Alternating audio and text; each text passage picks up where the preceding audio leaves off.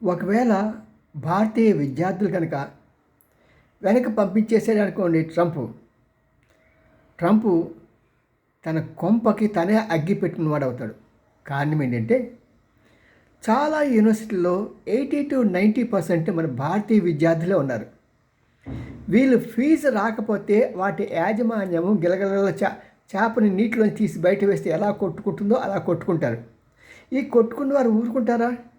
వారు తీసుకెళ్ళి ప్రెసిడెంట్ మీదే నువ్వు ఇస్తావా వాళ్ళు ఇస్తారా తెలుసు అని ధైర్యంగా అడగల సత్తా వాళ్ళు ఉన్నారు.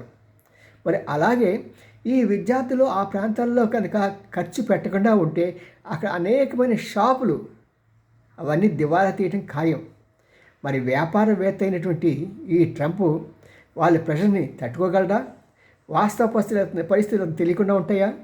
మరి ఉత్తినే భయపెట్టి పెట్టడం ఏమాత్రం మంచిది కాదు. పాపం పిల్లలు జాగ్రత్తగా ఉండాలి.